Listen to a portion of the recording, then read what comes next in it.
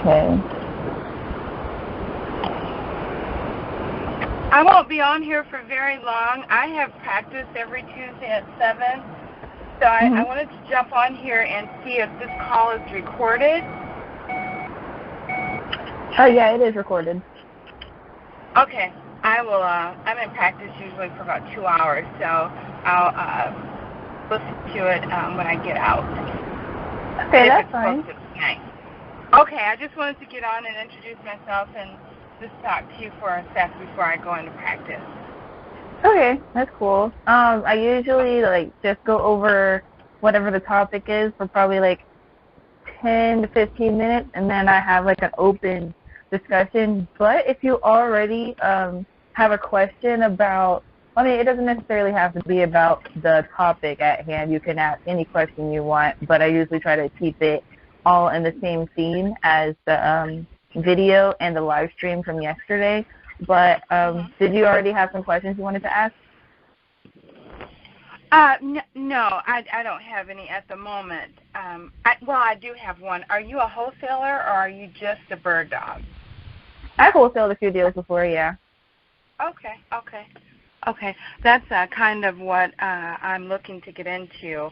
I've had a couple homes under contract, but I didn't sell them due to inexperience and having them listed too high where there wouldn't be enough profit for the investor to, make money. So I haven't done any bird dogging, but I have, a couple of wholesaling contracts. I'm not completed, but that's what I'd like to get into. But I'd like to get in any way that I can, and if through bird dogging I can learn more about wholesaling, I'd like to do that as well. Yeah, that makes sense. If you have some solid buyers, or even if you want to build a relationship with whatever buyers you have, I think 3, that's a max. But if you're really trying to get into wholesaling, I suggest doing an apprenticeship or doing something that you're working directly under them, whether that's, being a secretary or working in their office or being an apprentice or something like that. Always being by their side, or at least as often as they let you, maybe once a week or whatever their schedule is like, depending on what they're doing.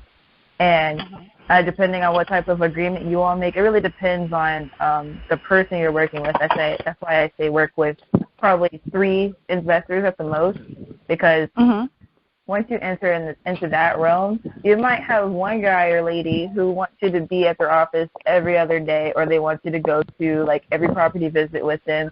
Might be one person, you just meet up with them once a month, and you present your leads to them, and they'll take them, and they'll do whatever they need to do, give you your fee. And you might have one person who has no schedule, and they might be completely random. So you don't want to take on to too much, especially depending on whatever your schedule already is. And you got to make sure that real estate investing is what you want to do, because it's always people who try to get into it and they figure out that they don't want to do it. It's not that there's anything wrong with that. It's just, a lot of people spend a whole bunch of money trying to get into the business, and they try to talk negatively about the business when it isn't negative at all. It's just, it's not everybody's cup of tea. Okay. Say that again. I'm sorry. I was coming into the building. And people you're fine. Yeah, I was just saying real estate investing. Yeah, I was just saying real estate investing might not be everyone's cup of tea. That's why I suggest bird dogging first before you try to get into the flipping, into the wholesaling, because a lot of people, they'll put down earnest money, probably $1,000, $2,000 earnest money on their first deal, and they lose that money. So then they lose the drive to continue wholesaling. When you can find out that you didn't even have to put down any earnest money, that seller either pulled a fast one on you, knowing that you weren't going to be able to assign your contract, or, they already knew the business and, they took that security deposit to cover their own self, which isn't bad in that sense. But you don't want to spend and risk thousands of dollars and then not even want to do the business anymore. It's just not worth it. Okay. Well, I'm here at practice, so I will definitely listen to the call once it's posted. Okay. Thank you for calling in, and you have a good time. You too. Thank you. Bye-bye. Bye-bye.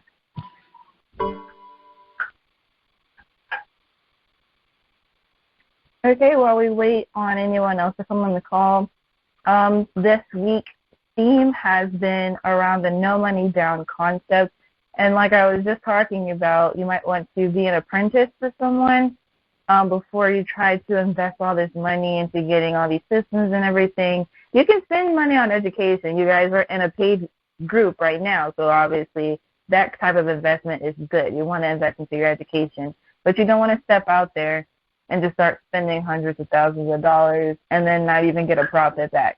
At least, just like a college degree, if you spend money on the degree and you don't even utilize that degree for a job, I mean, a lot of people, it's not a huge deal for them, but in real estate it's different because I'm not going to say more valuable than a college degree, but it's like a skill. You can always come back to it. You can always use it. Not every college degree is going to be relevant, but all real estate is always relevant. Wholesaling will always be a thing. You're literally just putting equitable interest into a property, and you're assigning that contract to someone else. Bird dogging will always be a thing. You're trying to find the owner of a property. So that's why, investing into your education, when it comes to real estate, it will always be profitable in the end, no matter what avenue you go about it. And that was, as far as being an apprentice, that was something that I did not touch on yesterday.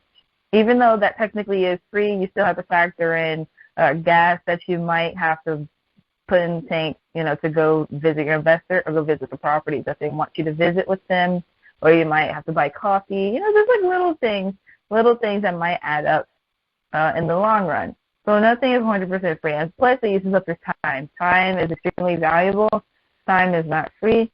The more time you spend on something, the more expensive that thing is. So the fact that I spend so much time on real estate, it has to have, everything you do has to have a good ROI.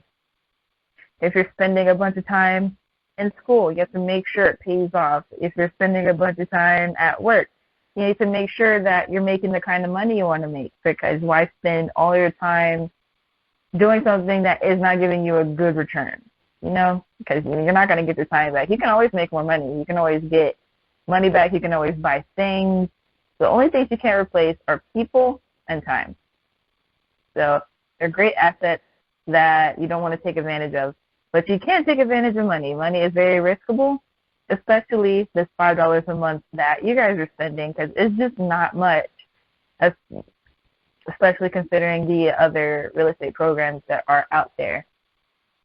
And so I just want to continue on what I was talking about yesterday and the topic at hand. Do you need money? And like I said, yes, you do, because you have to put your money into different resources that you might need, whether that be for a skip tracing program or for gas or driving for dollars, stamps and other equipment, or the envelopes and paper for writing letters. Let me see what else. But those are the typical things that cost money, but they do cost money. So the absolute $0 that's a myth, and it's not true. The ways to get around spending a whole bunch of money, of course, wholesaling is one of once you get to that point, that's where people try to do the most talking about zero down. Well, there's zero down earnest money a lot of times, but a lot of times you're going to have to put down some sort of earnest money. So let's say you bird dog for a while and you've actually found a bunch of your leads, you skip trace them, you talk to the owners, and you feel like you can get the contract down without actually doing that deal as a bird dog. So let's just say you get it under contract. That seller might be skeptical, so you might have to put down some earnest money. Or you might put down $10 to $100. That's still something. It's still not $0. It's not zero down. And so there's got to always be some sort of skin in the game. It's always some sort of skin in the game. There's no such thing as a zero risk policy, even though wholesaling and bird dogging are very, very low risk. There's still no absolute zero. Even though I've never put down earnest money, what I do is instead of putting down earnest money in escrow, I offer to pay the closing costs and everything, and that's how I negotiate down price as well. So let's just say I'm supposed to be getting like let's say $5,000 in an assignment. Just to see if I can get a little bit more out of the seller, I'll say, hey, we can go down $1,500 and I'll cover all the closing costs for you. At my closing attorney, they won't charge me $1,500, so I make a little bit extra money, and they don't have to worry about paying that fee and that coming out of whatever total they have. And so it all works out for everybody. And it's like you're offering something else, even though it's just a different amount of money put into different places. And so that's how I get out of putting down earnest money. But not everybody goes for it. It all depends on your seller. It all depends on what your seller knows. If your seller is a prior landlord, they all have different experience no matter what age they are. Because wholesaling was different back in the day. It was, not necessarily different. It just wasn't as known. So a lot of older investors aren't even familiar with the practice and even the term. Dave Ramsey talks about it a little bit. He doesn't call it wholesaling. He just says flipping a contract.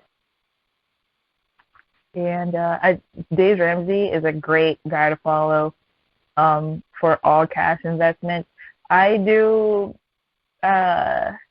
want to follow Robert Kiyosaki, though, as far as using leverage to purchase properties, because, that follows more the philosophy zero money down. Even though it's not zero, it's less money than you would be in the first place. So let's say you have a $50,000 property and you've never used a lender before. Well, once you get to a certain point, that lender will let you go ahead and buy the property, and you don't have to put down any money once you've done, a certain amount of deals with them. But if it's your first time, you're going to have to put down something. And so a lot of times, $50,000, well, that's what it's worth. And just for number's sake and keeping it simple, let's say that you're just paying $50,000 for the property. You would have to put down $5,000 instead of $50,000. Well, let's just say you had $50,000 already. You can go ahead and buy 10 other properties for $50,000, and that way you have a bunch of cash flow instead of cash flow from one rental property because you paid 100% cash for it. And so that's where the leverage comes in. That's where people try to get you in with the zero money down thing. If they get you with a lender who will lend you the money to purchase a property, and you pay them interest on your loan, and that does happen. But how often are people being accepted for zero money down loans? When I got started, I was 19, my husband was 20. We already had a few hits on our credit, and we didn't have a lot of credit history to back us up. So no one was going to lend us any money with zero money down. And so it's very misleading. It's for people with higher credit scores, or they have assets that they're able to put up as collateral, and it's just not something that is accessible to everybody.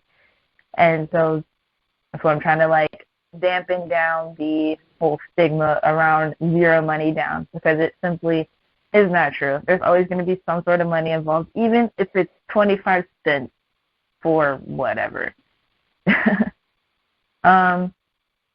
Oh, yeah, I forgot to mention this yesterday. So, a freer way to skip trace is using the white pages.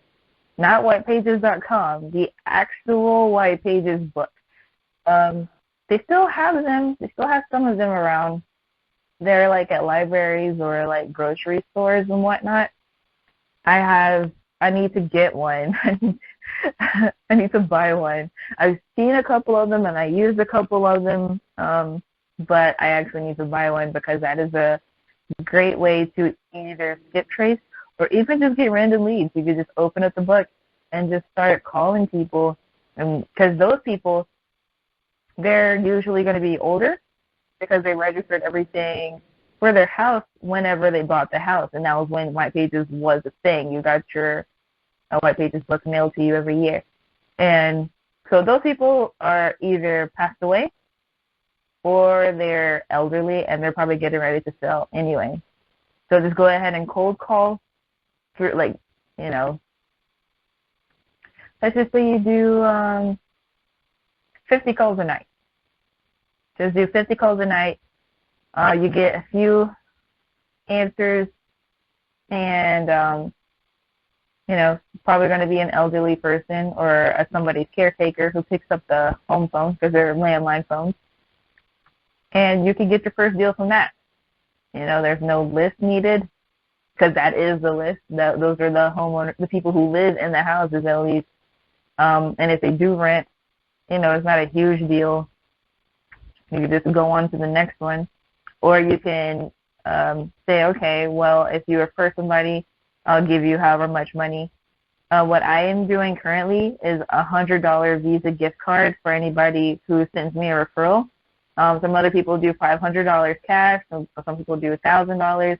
Whatever you're comfortable doing. I just know that sometimes I work with smaller, cheaper properties. And so if I promise somebody $500, it's not going to leave me with much less. And it's not that I'm being greedy or whatever, but I got to make sure that my profits cover whatever marketing I did. And so, but yeah, the white pages is actually free skip tracing, and it's free. It's a free list to cold call, unless you buy the book. I forgot how much they are. I don't think they're expensive. At least for right now, they're not that expensive. I forgot when they stopped making them and mailing them, because I have not been able to find one in, like, my grandma's house. My grandma only has yellow pages right now. And I was like, gosh darn, I just want to, like, have one in my home without having to go to the store to buy one. But, yeah, I'm not sure 100%, but I think there's different white pages for different areas. I'm 20 years old, so I don't really know exactly how the white pages system works, but that's what I'm assuming according to the research I did the other day. There's different white pages depending on the part of the city you're in, especially in Memphis, because we have pretty large suburbs and pretty large areas, and so it will make sense for there to be different books in different areas.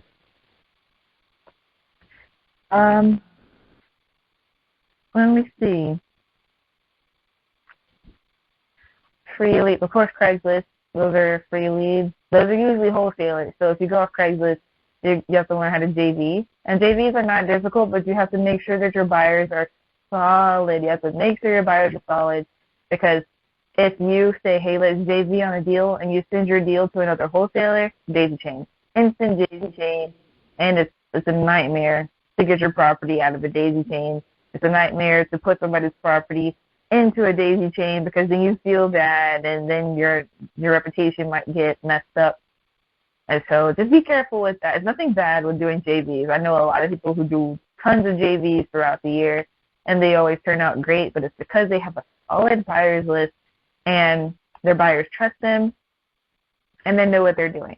Now, if you don't know what you're doing, and that other wholesaler who has the property under contract doesn't know what they're doing, and it's not a good deal, then it's not a good deal. You have to analyze the deal first before you send it to your buyers. I made a mistake of just sending my other wholesaler friends' deals to my buyers without doing a whole bunch of research on them, because I'm like, okay, they've done a few deals, and I just trusted that they would know what they were doing. But for some reason, they were just struggling, and I guess that's why they sent the deals to me, because they have solid buyers for themselves already, and so they needed to send them to a bunch of people so they can get a JV deal done. But I couldn't help them because it just wasn't a good deal. It was too expensive. Let me see, what else? Of course, getting your name out there, networking. Networking is free, and it lets you count the gas it takes to get to whatever networking event. That's cheap. Going to your family reunions, when you go to your family reunions or any family outings, just tell everybody, I'm on this real estate thing now. If you guys are selling any houses, if you guys inherited any properties, or at a funeral especially, it's like ask the person who, if it's an older person who passed away, ask the child, hey, were you guys going to keep the house or were you guys going to sell it? I can help you guys, get enough money to cover the funeral bill. I heard from, our cousin that you guys have to go into debt to pay for it. I guess if you get the cash, it's paying off the debt. Just things like that. Just make it sound appealing, like you're help, because that is what we're doing. We're helping people get out of problems. Usually when a realtor lists a property, that person they just want to sell it. And so, but usually investors have to deal with situations where the person is in need to sell the house, like someone's in jail, somebody had, of course, a death in the family, someone's in the hospital, they can't cover their medical costs, so selling their house will cover their medical costs. Someone's retiring, they can't even live in their house anymore because it has stairs and they have arthritis, like all these types of issues. We are problem solvers. And so you have to look at it that way. What else are free leads? Well,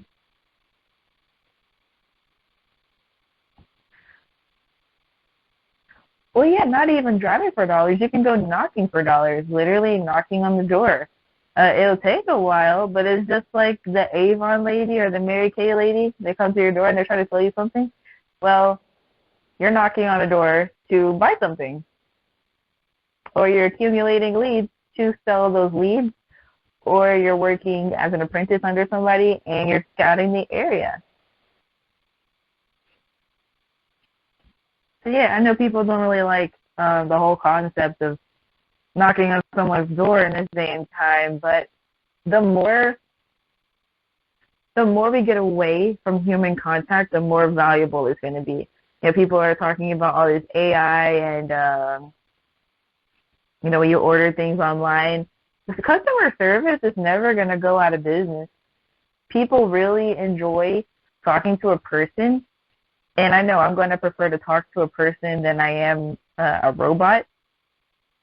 And so, and I know it's old-fashioned, but there's nothing like talking or interacting with a person. And so even though they might think you're a Jehovah's Witness, so they either might not open the door or they will be rude to you or something, but just go ahead and be polite, let them know what you're doing. And if they say no, they say no. If they say maybe, you leave them with a business card or a flyer. And if they say yes, and they welcome you into their house, you can go in, and depending on, how skeptical you may be. There might be, if you don't feel safe, you don't have to stay. But, of course, if that is your goal and they seem like they're polite people and they're safe, then go ahead and go in. But, yeah, knocking for dollars, probably do that, during the weekend and whatnot, when most people are at home, or during the evening times, unless it's winter. Not because it's cold, but because it gets darker faster. You always want to go in the light, so you make sure you're safe.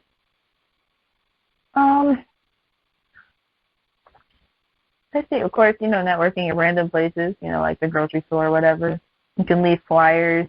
Flyers are cheap, they're not free, but they're extremely inexpensive because you can make them. You don't have to get them professionally made by somebody else. At the most you'd be spending like $10 on buying a pack of paper, and you might already have ink, but if you don't, of course, ink is not cheap, but it's cheaper than other types of investments in real estate.